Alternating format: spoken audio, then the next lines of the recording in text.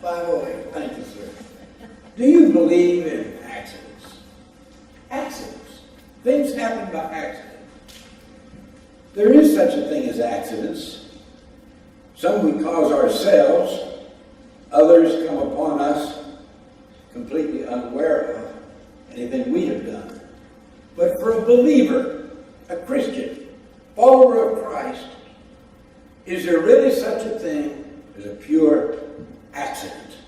Or is God in complete control and sovereign over every aspect of the Christian's life? I like to believe that Jesus knew the future. In the 2nd chapter of John, very early in his ministry, he already knew that Judas was going to betray him. He knew that Judas was a thief. He never said a word about it those 3 years. Kept it to himself. He knew that Peter was going to deny him. He even predicted it and told Peter, "You're going to deny me," before it ever took place.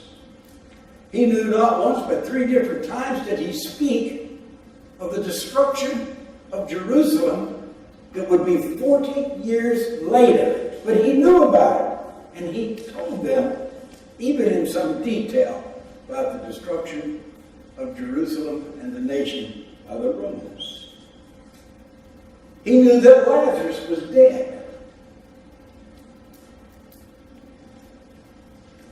When he wasn't even in the near proximity, he was in another area. But he knew it, and he told his disciples.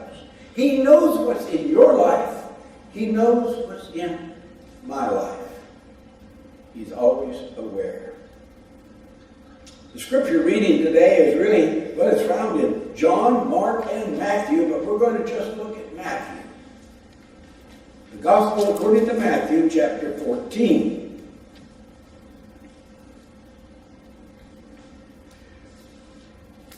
Verse 22 of that chapter, I'm reading from the English Standard Version, not hard for you to follow.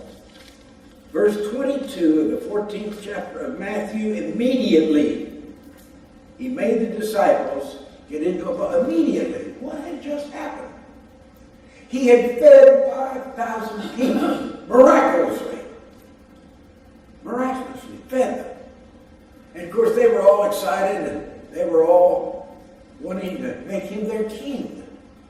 They wanted to force him to be their king. They had a full belly. We like to have a full belly, do we not? Some of us bigger bellies than others. Especially when I looked at that video from last week. Don't ever let me wear that coat again, June. I can't believe I did that with a big stomach. When they tried to make him a king, he walked away. And he went into a mountain all by himself to pray. Why is he praying? Because he knew that earthly kingship was not what he came here for. And he had to pray about it. So that's when he told his disciples. He made his disciples. I've underscored in mine in red, made, M-A-D-E. He made his disciples get into a boat and go before him to the other side while he dismissed the crowds.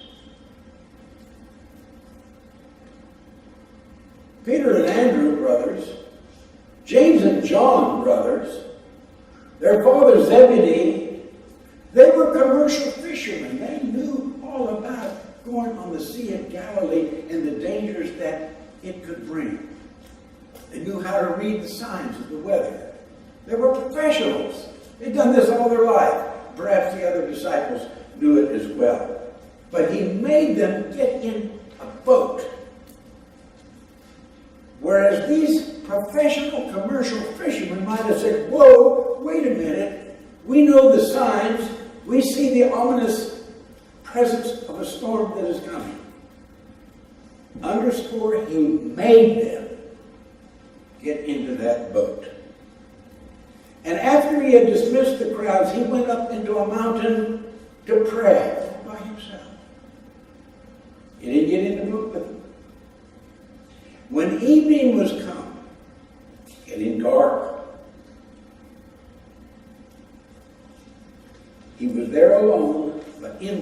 boat. By this time, it was a long way from the land. Now, the Sea of Galilee is like 9 miles by 13 miles. All around it are mountains. And the winds come from the desert to the east. And it's like a funnel. The winds come and they whip around those mountains, down, and the Sea of Galilee was renowned for its storms. No commercial fisherman of that day, or perhaps even of this day, would want to get into a boat, a small boat, and go out when he knew the storm was coming. They do that. But he made them get in that boat. He's on the mountain praying, and they're now a long way. They've already started by themselves across. In the fourth watch of the night, which is 3 o'clock in the morning by Roman time, he, Jesus, came to them, walking on the sea. And when the disciples saw him walking on the sea, they were terrified. Said, "It's a ghost." They cried out with fear. Jesus spoke to them, King James Version, "Be of good cheer." Modern versions, "Take heart, be of stout heart, buck up, brother. Take heart, do not be afraid." He gets in the boat, and the storm calms down. Beautiful story. Jesus was aware of the storm coming in their life, and yet he still sent them into that storm. Things come into your life, into my life. Most of the storms I have endured, I brought on myself. Not just in church, but out of church, in life. Most of what you get into that is troublesome, problems, stormy weather, things that we bring on ourselves. Jesus knows you're going to get into trouble. He knows that. But he made his disciples experience it, knowing it was coming. And I believe Christ lets you and I get into the problems we get into. He lets us, perhaps even makes us, experience those things to teach us wonderful lessons. And yet, what is he doing? In their day, he went up into a mountain and prayed. What do you think he was praying about? Kingship? Yes. His ministry? Yes. Or could he have been praying about the storm? Praying about his disciples? He could very well have been doing that also. Hebrews chapter 7, verse 25 is instructed to us. In the King James it reads, "Wherefore he is able also to save them to the uttermost that come unto God by them, seeing that he ever liveth to make intercession for them." Steve's favorite, the Amplified Version.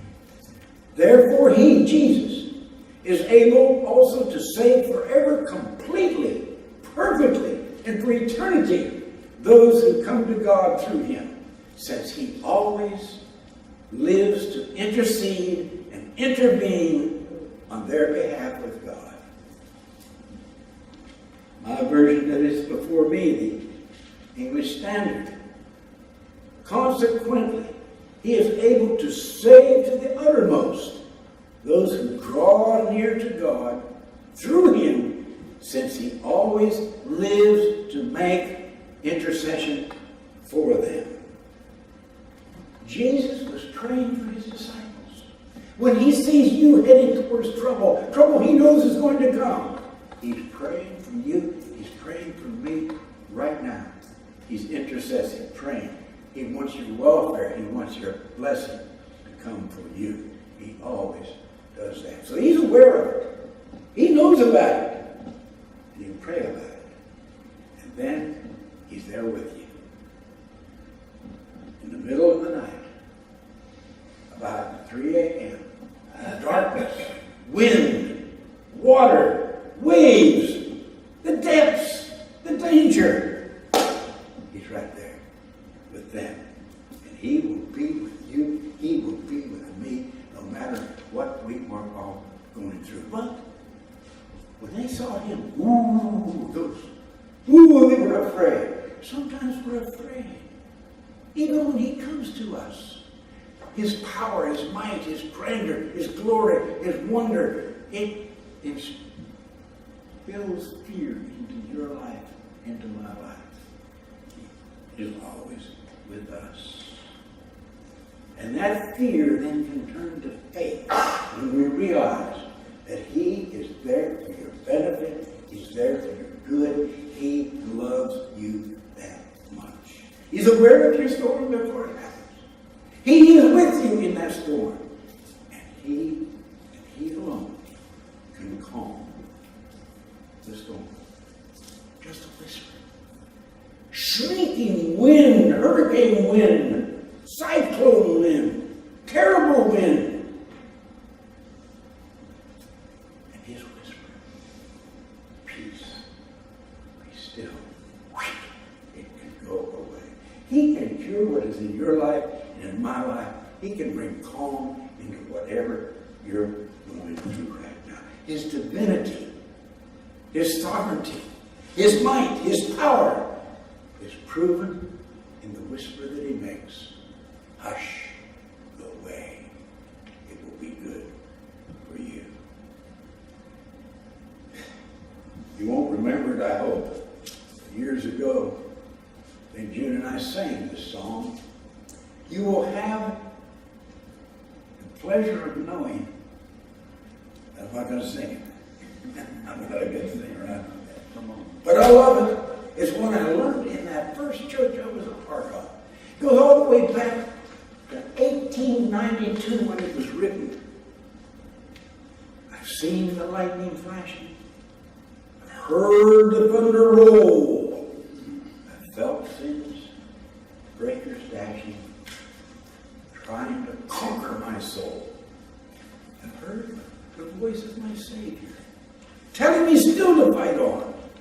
He promised, say it with me, never to leave me. Say it with me. He promised never to leave me. Never to leave me alone. Oh, the world's fierce winds are blowing, and temptations are sharp and keen. And I have a peace in knowing my Savior stands between. He stands to shield me from danger when earthly friends are gone. He promised never to leave me. Say it with me. Never to leave me alone. He died for me on the mountain. For me, they pierced his side. For me, he opened the fountain, the crimson cleansing tide. For me, he's waiting in glory, seated upon his throne. He promised never to leave me. Say it with me. Never to leave me alone. No, never alone. No, never alone. He promised never to leave me. Say it with me. Never to leave me alone. May God bless you.